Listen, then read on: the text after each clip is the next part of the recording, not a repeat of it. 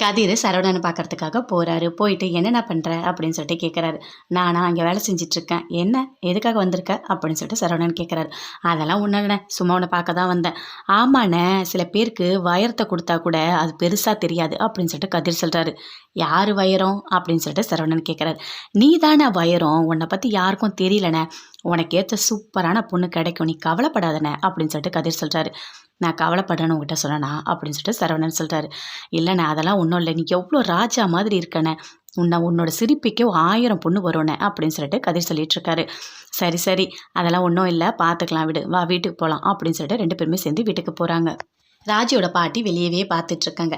என்ன இங்கே யாரையுமே காணோம் அப்படின்னு சொல்லிட்டு, எங்கே இவன் போனான் அப்படின்னு சொல்லிட்டு பழனியை தேடுறாங்க. அவரும் வராரு. வந்தோடனே என்ன ஆச்சு அப்படின்னு சொல்லிட்டு கேட்குறாங்க. எங்கே போனீங்க, காலையிலேயே 2-3 கார்லாம் நிற்கிது, எங்கே போனீங்க அப்படின்னு சொல்லிட்டு கேட்குறாங்க.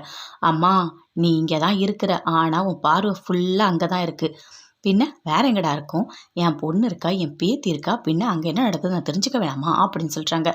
சரிம்மா, அதெல்லாம் ஒன்றும் இல்லை, பொண்ணு பார்க்கறதுக்காக போனோம், ஆனால் கடைசியில் வேணான்னு சொல்லிட்டாங்க. எப்பவும் போல் 2 தம்பி கல்யாணம் ஆகிடுச்சில்ல, அதில் 2 தம்பி கல்யாணம் ஆகிடுச்சு, அப்போ ஏதோ குறை இருக்குது அப்படின்னு சொல்லிட்டு வேணான்னு சொல்லிட்டாங்க அப்படின்னு சொல்லிட்டு பழனி சொல்கிறார். அதை கேட்டோன்னே பயங்கரமாக ஃபீல் பண்ணுறாங்க. நல்ல பையன்தான்டா சரவணன், அவன் பாட்டுன்னு அமைதியாக இருப்பான், போவான், பொறுமையாக இருந்தால் நல்ல பொண்ணு கண்டிப்பாக கிடைக்கும் அப்படின்னு சொல்லிட்டு கோமதியோட அம்மா சொல்கிறாங்க. அது மட்டும் இல்லை, சரி ராஜி அங்கே எப்படி இருக்கா அப்படின்னு சொல்லிட்டு எல்லாருமே கேட்குறாங்க. அவளாம்மா சூப்பராக இருக்காம்மா, தாங்குன்னு தாங்குறாங்க. அக்கா எப்படி பார்த்துக்குது தெரியுமா, ராஜி எந்த வேலையும் செய்ய விடுறதே இல்லைம்மா.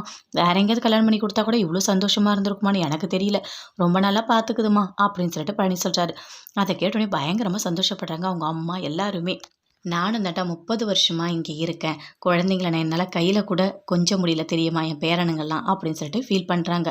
ஆமாம், ராஜுக்கும் அந்த நிலமை தானே அப்படின்னு சொல்கிறாங்க. அதை கேட்டோன்னே அவங்க அம்மா ஒரு மாதிரி எழுந்து போயிட்டு பயங்கரமாக ஃபீல் பண்ணி அழுதுட்ருக்காங்க.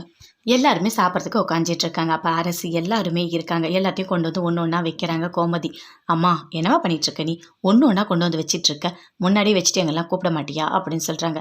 சரி என்ன சமையல் பார்க்கலாமா அப்படின்னு சொல்லிட்டு பார்க்குறாங்க.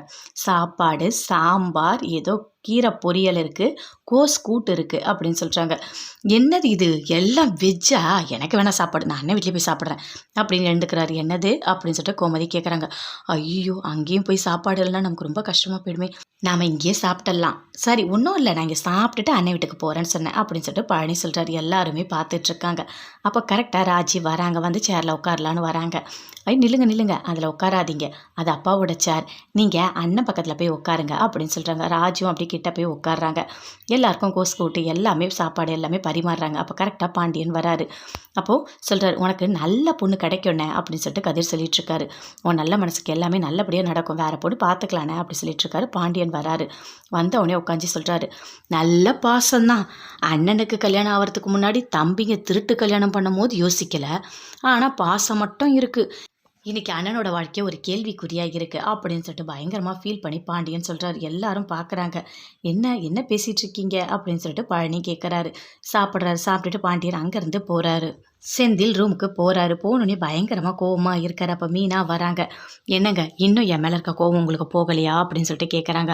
அது எப்படி போகும், நீ பண்ணது கொஞ்சம் நெஞ்ச தப்பாக பண்ணியிருக்க, அதுவும் என் அண்ணனை அவமானப்படுத்தியிருக்க, முன்னாடியே நீ எல்லாத்தையும் சொல்லியிருக்கலாம்ல அவங்கக்கிட்ட அப்படின்னு சொல்கிறாரு.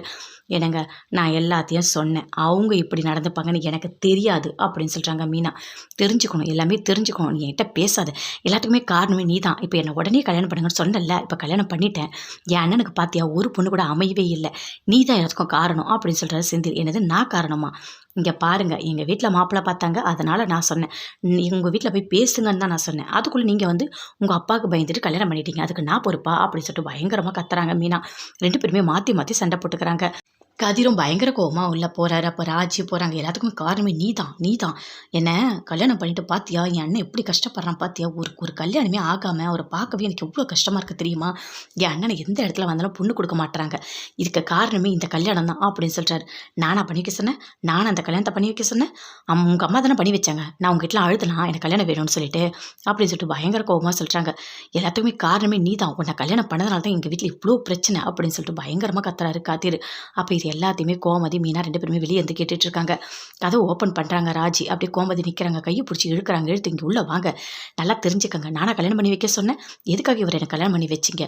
அப்போ நீ சாகரன்னு சொன்னல, அதனால தான் நான் கல்யாணம் பண்ணி வச்சேன் அப்படின்னு கோமதி சொல்கிறாங்க. நான் செத்து போனால் கூட ஒரே நாளில் முடிஞ்சிருக்கும், இப்படி தினம் தினம் சாகிறேன் நான், எனக்கு வர கோவத்துக்கு அப்படின்னு சொல்லிட்டு பயங்கர கோவமாக கத்துறாங்க ராஜி. எதுவுமே சொல்லவே இல்லை கோமதி, அப்படியே அமைதியாக.